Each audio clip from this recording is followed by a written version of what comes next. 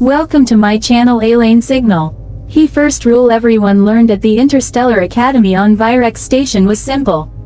No weapons in class. The second rule, humans don't follow rules the same way everyone else does.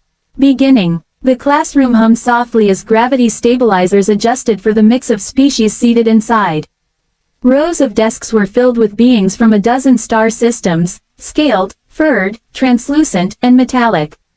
The Academy was the pride of the Galactic Union, a place where future diplomats, scientists, and leaders were shaped.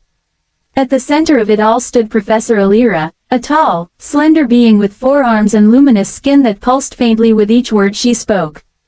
Today, she said, her voice resonating through translation nodes embedded in every student's desk, we will discuss conflict resolution among high-risk species. A murmur passed through the room. Everyone knew what that meant. High-risk species, deathworlders, and at the back of the room, leaning casually in her chair, boots up on the desk like she didn't care about decorum or consequences, sat Mara Vance, the only human in the class. She wasn't particularly large. In fact, compared to some of the towering species present, she looked almost fragile. But her stillness, her eyes, they unsettled people. Because humans didn't evolve on gentle worlds. They came from a planet that tried to kill them every single day. And they survived. Mara smirked slightly as Professor Alira's gaze flickered toward her for just a moment. Conflict, the professor continued, is best avoided through communication. Violence is a primitive fallback. A few students nodded eagerly. Mara didn't. From 3 rows ahead, a tall, scaled student named Krell shifted in his seat. His species, the Draxel, were known for their physical dominance and territorial aggression, but even they had learned to temper themselves in civilized space. Most of the time, Krell turned his head slightly, glancing back at Mara. His lip curled just a bit. Primitive fallback, he muttered under his breath. Mara heard him. Of course she did. She just smiled. Middle. The tension started small. It always did. A comment here. A look there. Krell didn't like Mara's attitude. Her calm, her quiet confidence, the way she didn't react like other species did. Most students avoided conflict. They deferred, negotiated, or simply withdrew. But Mara, she watched. She calculated. And worst of all, she didn't seem afraid. That bothered Krell more than anything. During a break between lectures, the classroom buzzed with conversation.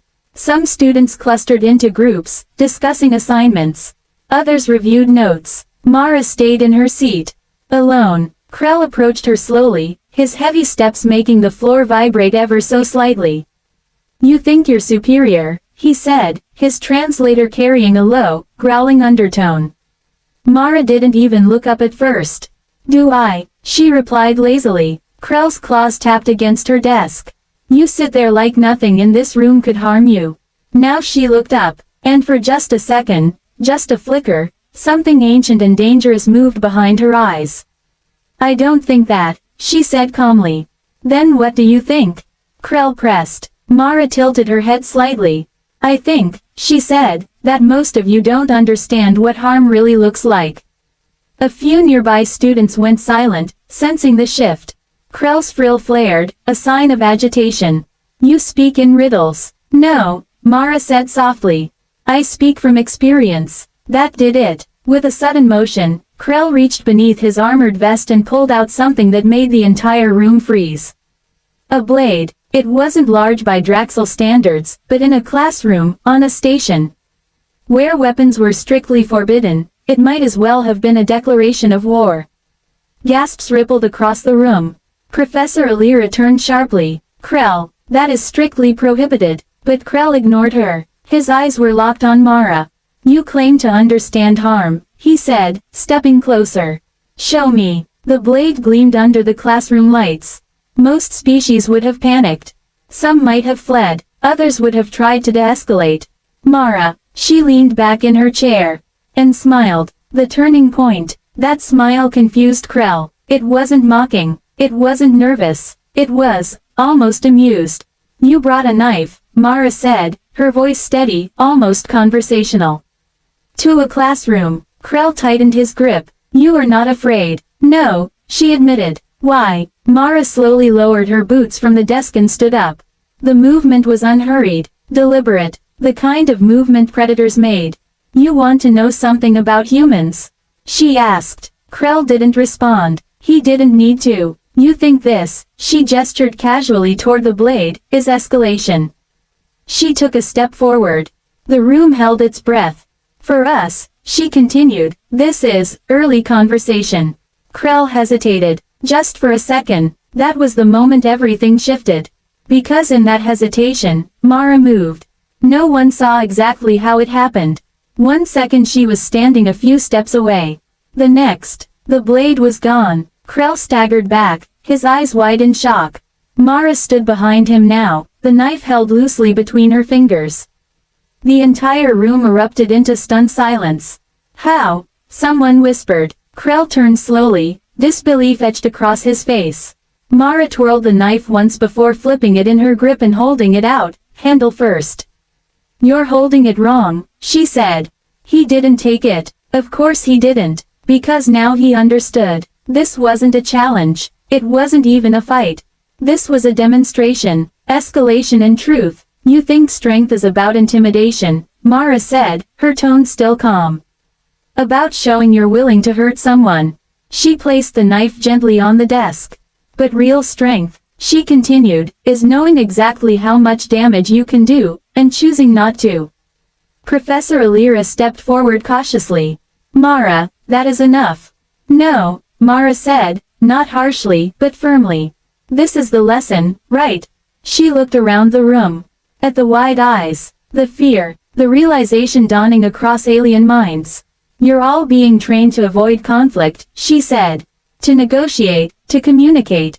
She gestured toward Krell. But what happens when the other side doesn't care about rules? No one answered, because they didn't have one. Mara nodded slightly. Exactly. She turned back to Krell. Where I come from, she said quietly, conflict isn't theoretical. It's survival. Krell swallowed hard, his earlier aggression completely gone. You could have harmed me, he said. Mara shrugged. I could have done a lot worse than that. The room went colder, not because of fear, but because everyone believed her. Resolution. Professor Alira finally regained control of the situation. Krell, she said sharply, leave the classroom immediately. Disciplinary action will follow. Krell didn't argue. He simply backed away, his gaze never leaving Mara, and exited the room. The door slid shut with a soft hiss. Silence lingered. Then, slowly, Professor Alira turned to Mara. You handled that, effectively, she admitted. But you also escalated a dangerous situation. Mara raised an eyebrow. Did I? You engaged rather than de-escalated. Mara shook her head slightly. No, she said, I ended it. That hung in the air. And deep down, everyone knew it was true. Ending. Later that day, word of the incident spread throughout Virex station. The story grew with each telling. The human who disarmed a Draxel without effort. The smile she gave when threatened. The way she turned a weapon into a lesson. But inside the classroom, the impact was quieter. More personal. More lasting. The next time Professor Alira spoke about conflict resolution, her tone had changed. Understanding violence, she said, is not the same as endorsing it. Her gaze flickered briefly to Mara. But ignoring its reality, she added, can be far more dangerous. No one argued, not anymore. And as for Mara, she went back to her usual seat in the back of the room. Boots up, eyes half-lidded, looking like she didn't care about anything at all. But now, no one mistook that calm for weakness. Because they had seen the truth. Humans weren't dangerous because they loved violence. They were dangerous because they understood it. Intimately, precisely, and when the moment came, they acted faster than fear. Faster than thought. Faster than anyone else. Mara Vance smiled faintly as the next lecture began. Just another day at the academy. Just another lesson learned, and in a galaxy full of rules, protocols, and carefully constructed peace. Everyone now understood one thing very clearly. Bringing a knife into a classroom with a human was a very big mistake. Thank you for listening. Subscribe for more cinematic science fiction stories.